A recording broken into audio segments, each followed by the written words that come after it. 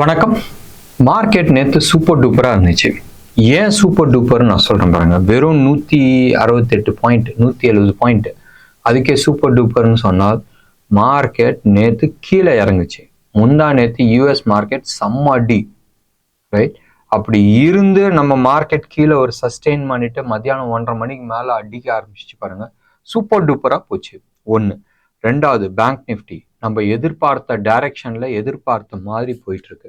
இது ரெண்டுமே ஒரு நம்ம எதிர்பார்த்த மாதிரி போச்சுன்னு சொன்னால் டெஃபினட்டா நீங்க சம்பாதிக்கிறீங்கன்றது அடுத்த விஷயம். சம்பாதிக்கலாட்டினாலும் பரவாயில்ல, காசு விடாத இருக்கிறது முக்கியம், ரொம்ப முக்கியம், ரைட்? ஏன்னு சொன்னால் இந்த மார்க்கெட்ல டெய்லி ஆப்பர்ச்சுனிட்டிஸ் உண்டு, எவ்ரி ஹவர் ஆப்பர்ச்சுனிட்டிஸ் உண்டு. இட் இஸ் ஜஸ்ட் தட் உங்க கையில கேஷ் இருக்கணும் அண்ட் எங்க என்டர் பண்ணிட்டு எங்க இறங்கணுன்றது தெரியும். இந்த ஒரே ஒரு ஸ்ட்ராட்டஜி மட்டும் உங்களுக்கு தெளிவா இருக்கு. இதை ரிஸ்க் மேனேஜ்மெண்ட் வாங்க, இல்லை நான் எடுக்கிறது ரிஸ்க் ரிவார்டுன்னு வாங்க, எல்லாமே ஃபேக்ட். ஞாபகம் வச்சுங்க, மார்க்கெட்ல பணம் இருந்தால் பணம் பண்ண முடியும், பணம் இல்லைன்னு சொன்னால் ஒண்ணுமே பண்ண முடியாது. நிறைய விஷயம் பேசலாம். நிறைய பேர் இப்போ நீங்க எடுத்து பாருங்களேன், இந்த இடத்துல இந்த கேஷ் போட்டிருந்தா இவ்வளவு சம்பாதிச்சிருக்கலாம்னு கதை பேசுவாங்க. பண்ணியா கேட்டால் இருக்காது. ஒண்ணு. ரெண்டாவது, எல்லா கதையும் சொல்லுவாங்க. இது இல்லாத அடுத்தது கதையும் கேட்பாங்க, உன்னோட பிஎன்எல் காட்டுன்றது. ஸோ இதெல்லாமே இயலாத இருக்கவங்களுக்கு சொல்ற காரணம். சரி, நம்ம மேட்ருக்கு வரலாம்.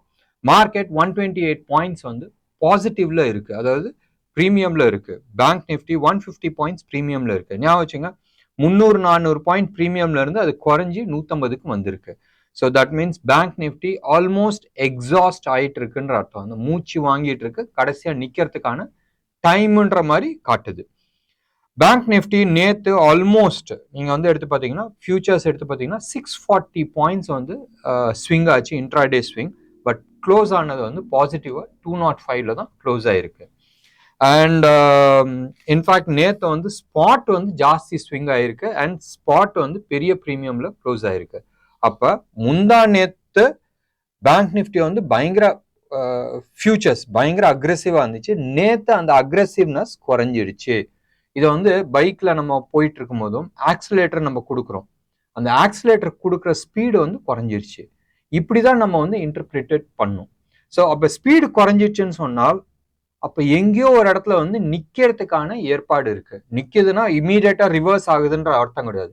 ரிவர்சல்னால் முன்னாடி போயிட்டு இருக்கு, அது அங்கேயே நின்னாலும் ரிவர்சல் தான். அங்க இருந்து சைட்வேஸ் போனாலும் ரிவர்சல் தான், அங்க இருந்து மறுபடி கீழே வந்தாலும் ரிவர்சல் தான். ஸோ எங்கேயோ ஒரு இடத்துல நம்ம ஆக்சிலேட்டர் கொடுக்கறத ஜாஸ்தி கொடுத்துட்டு இருந்தோம், இப்ப கம்மியா இருக்கு.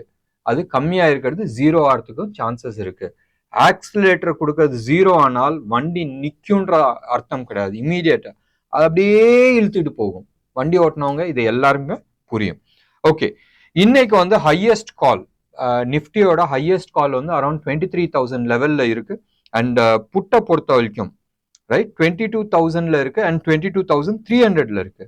23 நம்ம 22,600ல இருக்கிறோம். இன்னும் 400 பாயிண்டான்னு கேட்டால் இல்ல. அடுத்த கட்டமா ரைட் செகண்ட் ஹையஸ்ட் கால் ரைட் பண்ணியிருக்கிறது 22,800 லெவல்ல எழுதியிருக்கிறாங்க. 800ல 850.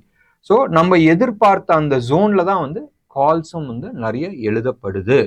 ஸோ அந்த இடத்துல ஒரு ரெசிஸ்டன்ஸ் இருக்கிறதுக்கான வாய்ப்புகள் உண்டு. பேங்க் நிஃப்டியை பொறுத்த வரைக்கும் கால் அண்ட் புட் ரெண்டுமே அந்த 48,000 லெவல்ல தான் எழுதியிருக்கிறாங்க. மோர் ஆஃப் ஸ்ட்ராடலா இருக்கும், வெயிட் பண்ணி பார்க்கலாம். ஞாபகம் வச்சுங்க, நேத்து காலையில் நான் சொல்லிட்டு இருந்தேன், சிந்தட்டிக் கால் ரைட் பண்ணிட்டு இருக்காங்க, right? Synthetic long or synthetic straddle மாதிரி ஒர்க் பண்ணிட்டு இருக்காங்க. இந்த மந்த்துக்கான கால் வித்துட்டு அடுத்த மந்த்துக்கான கால் வாங்குறாங்க. நிறைய பேர் அது அப்படி பண்ணியிருக்காங்களா என்னதுன்றது தெரியாது. பட் டெஃபினட்டா ஏப்ரல் மே மாசத்துக்கான கால் ஹெவியா பை பண்ணிட்டு இருக்காங்க அண்ட் ரைட்டிங்கும் ஆயிட்டு இருக்கு. ஸோ ஏதோ ஒன்று நடக்குது, அது மட்டும் ஞாபகம் வச்சுங்க. நேத்து chemical sector mainly led by Tata chemicals, அந்த தவிர மீதி எதுவுமே செக்டார்ஸ் அந்த அளவுக்கு பாசிட்டிவ்ன்றது நம்ம சொல்ல முடியாது. அண்ட் எஸ், டெக்னாலஜி ஓரளவுக்கு இருந்துச்சு. பட் மேஜரா அடி வாங்கினது oil and natural gas, mainly because of MGL. அந்த சிட்டி குரூப் அவங்க வந்து டவுன் கிரேட் பண்ணது, அது காரணம் கிடையாது. டவுன் கிரேட் ஒருத்தர் பண்றதுனால 15%லாம் உளுந்தது கிடையாது. நம்ம மார்க்கெட்ல நிறைய டவுன் கிரேட் பண்ணி மேல தூக்கிட்டு போனது நம்ம பார்த்துட்டு இருக்கோம். இதுக்கு நிறைய காரணங்கள் இருக்கு. என்னைக்காச்சும் இதுக்கு வாய்ப்பு கிடைச்சிச்சுன்னு சொன்னால் 1-to-1 இல்ல ஜோஹோ மீட்டிங்ல, அது பிரைவேட் குரூப், நான் என்ன வேணாலும் பேசலாம், எது வேணாலும் பேசலாம், யாரும் வந்து கேஸ் போட முடியாது.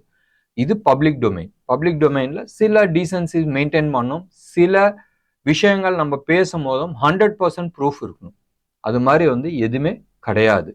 ஸோ பிரைவேட் குரூப்ல வந்து நம்ம டிஸ்கஸ் பண்ணலாம். இதுக்கு அடுத்தபடியா சிமெண்ட் ஏன் உளுந்துட்டு இருக்குன்றது தெரியாது. மெயின்லி பிகாஸ் ஆஃப் எலெக்ஷன் சமயம், இந்த சமயத்துல வந்து இன்ஃப்ராஸ்ட்ரக்சர் எதுவும் ஜாஸ்தி கான்சென்ட்ரேஷன் இருக்காதுன்னு நம்புறாங்களா, இல்ல இந்த வருஷம் வந்து வறட்சி நிறைய இருக்கு, வறட்சினால கன்ஸ்ட்ரக்ஷன் ஆக்டிவிட்டிஸ் அடி வாங்குமான்றது அடுத்த சரி கேள்வி ஓடிட்டு இருக்கு. நேற்று எடுத்து பாருங்களேன், பெங்களூர்ல வந்து தண்ணிக்கு அடிச்சுக்கிறாங்க, குடிக்கிற தண்ணிக்கு. அப்ப கன்ஸ்ட்ரக்ஷனுக்கு எங்க போவாங்கன்றது அடுத்த கேள்வி வருது. கஷ்டமா தான் இருக்கு. பொலிட்டீஷியன்ஸ் என்ன பண்ண போறாங்கன்றது தெரியாது. சரி, யூஎஸ் மார்க்கெட் நேத்து வந்து பயங்கர ஃபிளாட்டிஷா இருந்துச்சு. நம்ம ஃபெட் சேர்மன் அவர் வந்து ரொம்ப இப்படி அப்படின்னு சொல்லிட்டாரு. அதாவது டிசைசிவா எந்த விஷயமும் சொல்ல, எப்ப கட் பண்ண போறேன், எவ்வளவு தூரம் கட் பண்ண போறேன், எவ்வளவு அக்ரஸிவா கட் பண்ண போறேன், எதுவுமே சொல்லாத அப்படி பட்டும் படாத போனனால மார்க்கெட் நேத்து யூஎஸ் மார்க்கெட் தப்பிச்சுச்சுன்னா இந்த சென்ஸ் மோர் ஃபிளாட்டிஷா வந்து க்ளோஸ் ஆயிருக்கு. இன்னைக்கு ஏஷியன் மார்க்கெட்ஸ் எல்லாமே வந்து ஃபிளாட்டா தான் ட்ரேட் ஆயிட்டு இருக்கு, ஒன்றும் ஸ்பெசிஃபிக்கா கிடையாது. கோல்டு எஸ் நேத்து நைட் வந்து ஓரளவுக்கு வந்து ரியாக்ட் பண்ணிச்சு, பட் பெருசா வந்து ரியாக்ஷன் கிடையாது. கோல்டை பொறுத்த வரைக்கும் நேத்து க்ளோஸ் ஆன லெவல் வந்து நியூ ஹைன்னு வச்சுங்களேன், 21,158 152 தான் வந்து ப்ரீவியஸ் ஹை இருந்துச்சு. ஒரு 3 மாசத்துக்கு முன்னாடி இருந்துச்சு. இப்போ 58 போயிருக்கு. ஒரு $20 மேல ஏறி இருக்கு. மார்க்கெட் ஓப்பன் ஆகட்டும். அரௌண்ட் 11 o'clock வந்து இந்தியன் மார்க்கெட்ல ஹோல்சேல் ரேட், நான் எம்சிஎக்ஸ் ரேட் நான் பேசல, இன்னும் நான் கமாடிட்டியை நான் தொடணும்னு ஆசைப்படுறேன், மிக விரைவில் வருவேன். ஹோல்சேல் ரேட், நம்ம மக்கள் நிறைய கோல்டு வாங்குறாங்களே, அதனால தானே இப்பெல்லாம் வந்து ஆதித்யா பிர்லாவும் அவங்க வந்து செயின் ஆஃப் ஸ்டோர்ஸ் ஓப்பன் பண்றாங்க 5,000 கோடி போட்டு. அந்த கோல்டு ரேட் வந்து அரௌண்ட் 24 கேரட் வந்து 6,700 லெவலில் டச் ஆச்சு. சில்வரை பொறுத்த வரைக்கும் 74,400 74,500 லெவலில் இருந்துச்சு. இது ரெண்டுமே வந்து wholesale rate, pure gold and சில்வருக்கான ரேட். ரூபி அதே 8280 8285 அந்த ஜோன்லேயே தான் கன்சாலிடேட் ஆயிட்டு இருக்கு. பார்க்கலாம், இன்னைக்கு மார்க்கெட் மோர் மந்தமா இருக்கிறதுக்கான வாய்ப்புகள் உண்டு. பெரிய ஆக்டிவிட்டிஸ் இருக்காது. இந்த தமாக்கா எல்லாமே முடிஞ்சு போச்சு. இன்னைக்கு வந்து மோர் அமைதியா இருக்கிறதுக்கான வாய்ப்புகள் இருக்கு. பார்க்கலாம் பெரிய ஸ்விங் இருக்கா, இல்ல ஆப்ஷன் பிரீமியம் வந்து சாப்பிட்றதுல வந்து மார்க்கெட் வந்து டைம் ஸ்பெண்ட் பண்ணுமாதான்றது பார்க்க வேண்டிய ஒரு விஷயம். இன்னைக்கு வந்து பேன் லிஸ்ட்ல வந்து ஒரு 3 ஸ்டாக்கு, 3மே வந்து உங்களுக்கு தெரிஞ்சிருக்கும். நேற்று ஆட்டம் போட்டது தான், வேற யாரு, ஜி, எம்ஜிஎல் அண்ட் மணப்புரம். இது 3மே வந்து பேன் லிஸ்ட்ல இருக்கு. ஸோ F&O இந்த 3லையுமே வந்து ட்ரேட் பண்ண முடியாது. என்ன நேர்களே, இன்னைக்கு ப்ரோக்ராம் உங்களுக்கு பிடிச்சிருந்துச்சுன்னா லைக் பண்ணுங்க, ஷேர் பண்ணுங்க, டெஃபினட்டா உங்களோட கமெண்ட் பாக்ஸ்ல கொடுங்க. நன்றி, வணக்கம்.